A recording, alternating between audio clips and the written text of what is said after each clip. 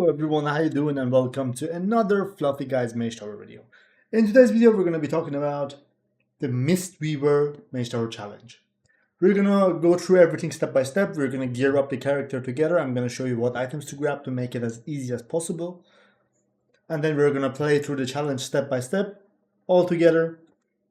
Please note that these items that I'm going to be showing you are pretty much mandatory, and you should grab the exact same items. It's not hard at all.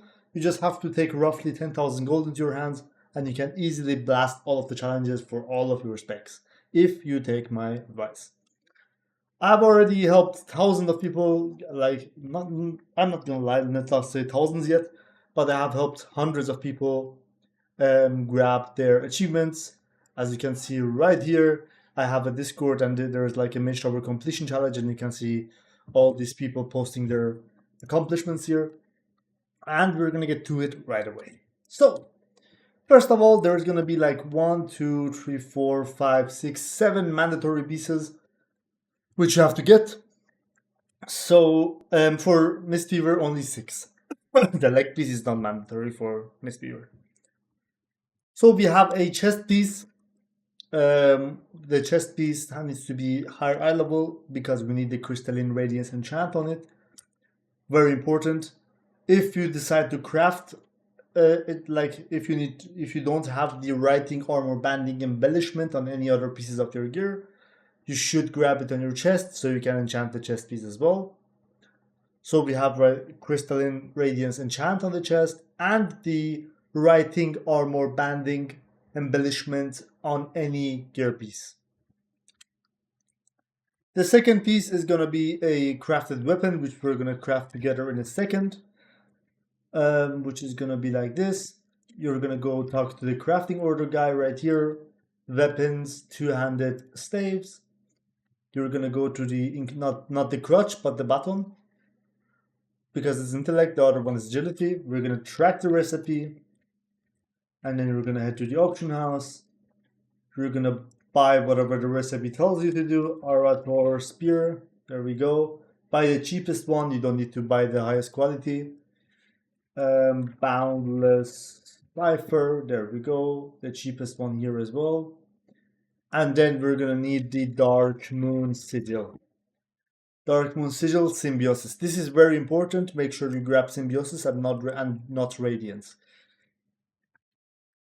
Alright, now that we have these pieces, we're going to put down a crafting order. There we go. And what's it called? A brain lag right there. So weapons, two-handed staves, baton, and then we're going to put in the Dark Moon thingy, public order. I'm going to put in 1,000 gold. Eye level doesn't matter.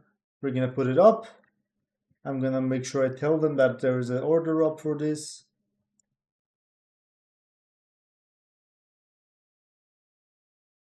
Alright, it should be crafted till we are done with the other pieces. So now we have the chest and the weapon. The next pieces are going to be the double rings from the War Within. Very important pieces. You also want to make sure to use the jeweler setting, magnificent jeweler setting. This one right here, to add an extra socket, so they have 2 sockets each. And you want to add the radiant enchant onto them. Radiant haste, mastery, crit, or verse. Rank 3 preferably, because it has the most stats. The gems you're gonna put into these are always mentioned in the sheet below. But also you can always go here depending on what stats you need. You're going to go to gems, let's say agility, and then you're going to type in the word I, and you're going to grab one of each of these 3. The same thing goes for strength or for intellect. The exact same build.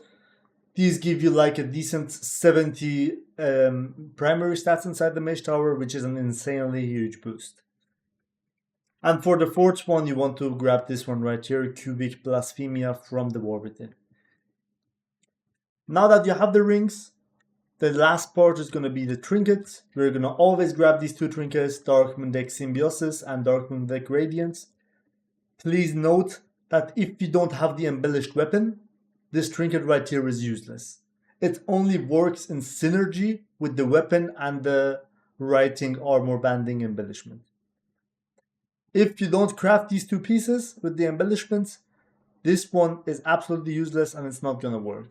But if you have those two, with this together, they're going to go boom. They're going to give you like 2,500 versatility inside the Mage Tower, and that's like 100%. Once you have all of these items, there we go, our staff got crafted as well. Once you have these items, you can jump right away into the consumables. Those are fine as well, like we have the Potion of Unbridled Fury, which is really useful for healers. You would want to grab this one. Then you would want to grab the Boralus Blood Sausage. There we go, grab some of these. And then you would want to grab the flask, Greater Flask of Endless Fathoms is for intellect. All of these items I'm buying now are all listed in the sheet below. So if you don't want to replay the video, you can just open the sheet and use those informations. Alright, now that everything is done, we're gonna go to Dalaran and go with the challenge. Mistweaver is one of the somewhat easier healers to do this challenge on. I'm not gonna say the easiest, but also not close to the hardest one. The fact that you can do damage with Mistweaver and heal your, like you need to do damage, some sort of, to heal your people up, is insanely helpful. And obviously we're not gonna leave the other pieces of the gear, like our gear, empty. We're gonna just equip them with random stuff. If you have the thewarwithin gear, like neck with sockets, like other enchanted pieces, grab those, but they are not mandatory whatsoever. Alrighty, so here we are at the challenge. There are also other consumables listed in the sheet that you can use, like runes. We have like scrolls you can use to empower your party members. We have healing potions. We have many stuff that you can also grab. None of them I would deem mandatory, but there are quite a nice boost if you decide to play with those. Alright, my party frames are usually down here, but they're up here now. I don't care. I'm not going to change them either. I'm just going to play with this.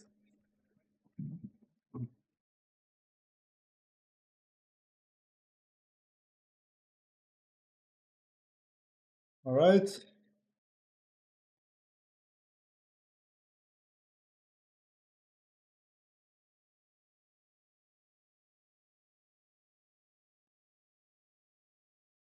Alright, make sure to stand with your back behind, to the wall. The archer always jumps behind you. It basically does nothing apart from this jump every few seconds, and the first target on the arrow has to get dispelled very fast. It does a shit ton of damage. We're gonna interrupt the mage right here. So we have an archer, we're gonna stand with our back to the wall. Perfect bait.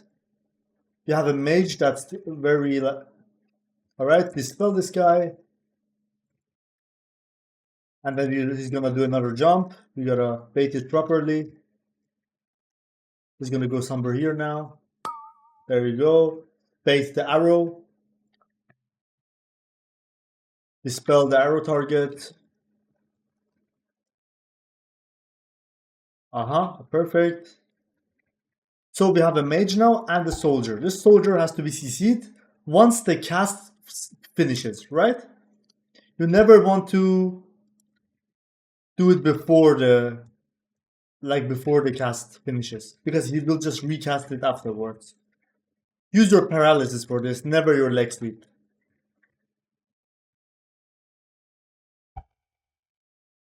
But we're just blasting a ton of damage. Now the next pack is the one you're gonna pop all of your CDs for. Do we not have any drums? We don't. Wonderful. Now you want to do this. All right, this is like that. Okay.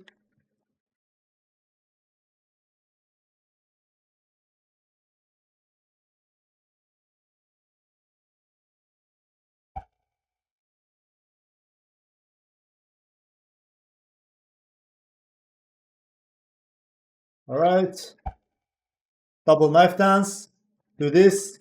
The first one is leg sweep, and the second one is ring of peace. That's the only way you can. And by now you should just be able to kill it. All right. Interrupt the mage. Bait the archer to go jump behind you. Knife dance. You see it.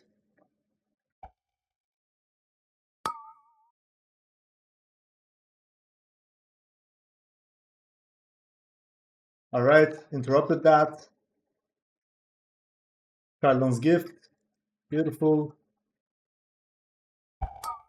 Another good mana sting. There we go. You see that? Oh, dispel it. That one does a ton of damage, yeah? Alright, there we go.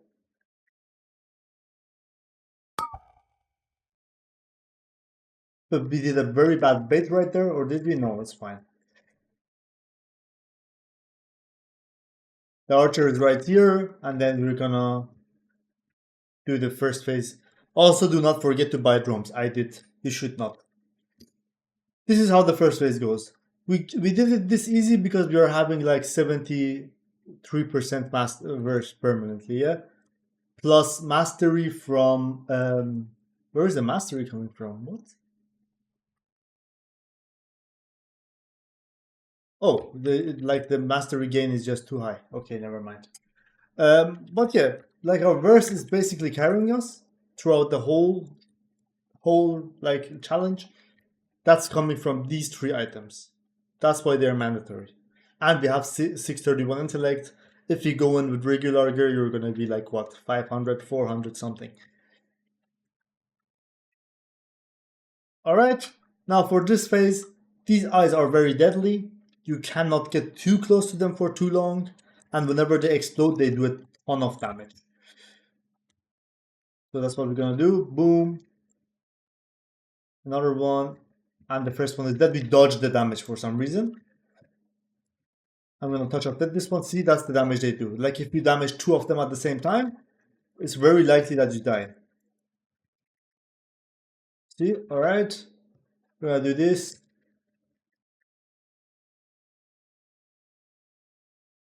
We dodge the damage again.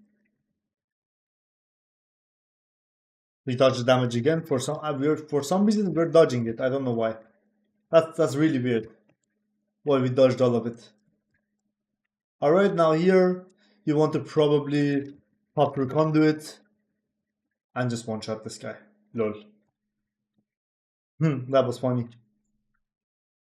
Alright, in this part, you're gonna dispel this guy running around and like give these guys a ton of healing.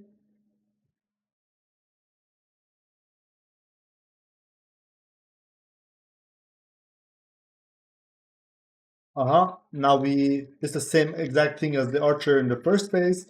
He's gonna jump behind us. But this one we don't have to play it properly. We can just CC him. We don't have to play the mana sting. If you insist on playing it, go behind one of these spirits and it's gonna hit those instead of you.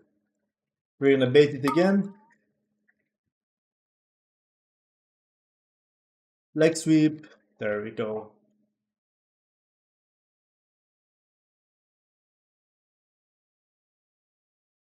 Make sure to not walk into these. Make sure to kill them. They deal a ton of damage. These are not to be messed with. Make sure you clear them. There is no need to rush. You have like 3 minutes to kill this guy.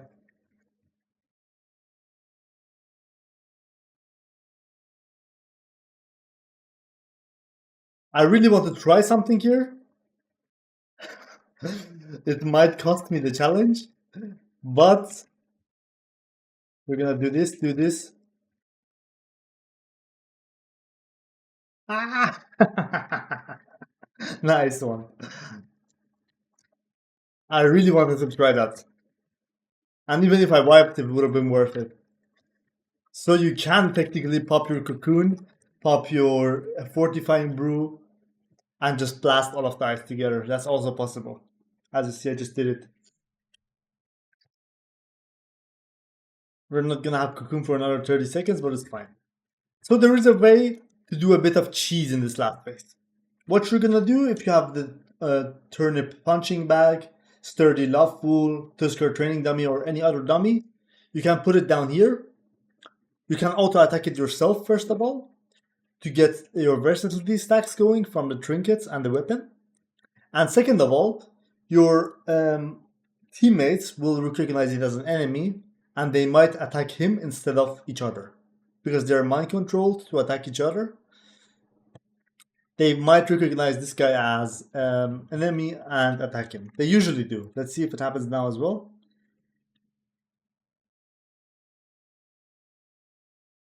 Yeah, look at this. They're attacking this guy instead of each other. They will eventually switch, but right now they're not.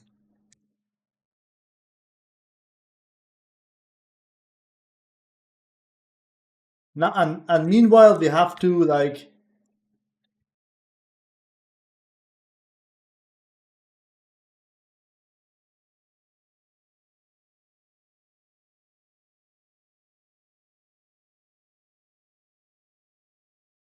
meanwhile we have to like heal the spirits that are coming, getting dragged to the boss.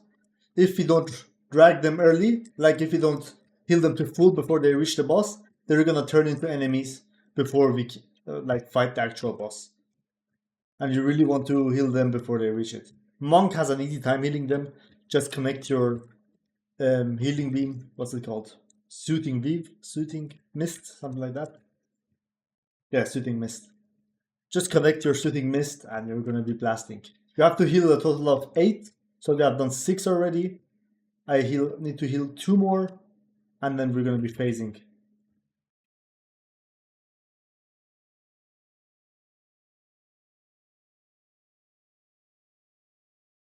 Alright. So now we get to fight the boss. You would want to pop your blood loss, you want to pop your everything. And there's only one mechanic you have to deal with here.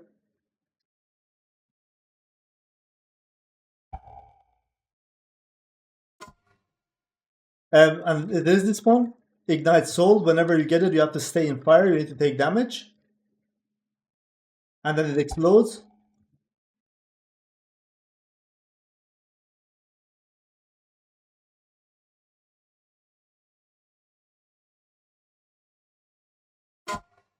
Alright, we have it again. You have to take damage. So this is fine, probably. Yeah, it is.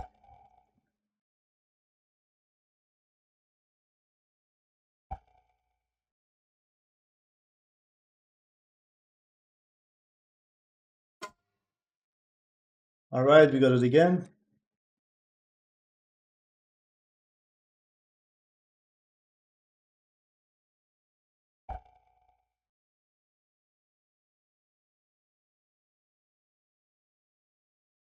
Now it's just like this. You get a debuff, you take damage. You don't have the debuff, you do damage. Alright? I don't really want to do damage when I have the debuff because my abilities might do some healing. So we have 35%. We're going to be chilling here. Once it's done, I popped everything to heal. Ignite Soul incoming.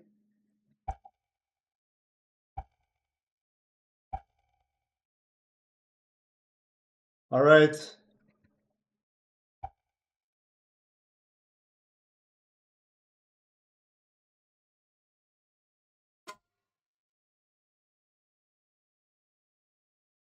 I need to take some damage.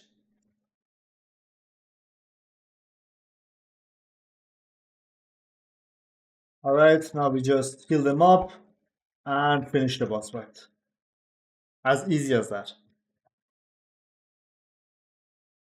Like, the statue is not your go-to playstyle with the current content monk, but it just is insanely good for Magetower because you can chill. You can just connect the beam with this guy. He's gonna get healed to full. Meanwhile, you can do your other stuff, right? And that's what I exactly do during the whole challenge. If I know there is no other damage coming into this guy, but he's like at 70%, I just connect the beam, I start doing damage. The statue slowly heals him to full. And that's it for the Mistweaver challenge. You can see like there are small tricks like the turnip. If you do struggle with the what's it called? With the healing of the spirits that get dragged to the boss, there is a bandage listed in the sheet. You can go get that bandage, and you can just bandage those spirits, and one tick of that bandage is gonna heal them to full. Overall, that's it for today's video. Thank you for tuning in. Let me know if you want to see any other spec. I'm gonna do all of them one by one. If I should prioritize a spec, let me know about it and I shall do it. Thank you for tuning in. Peace.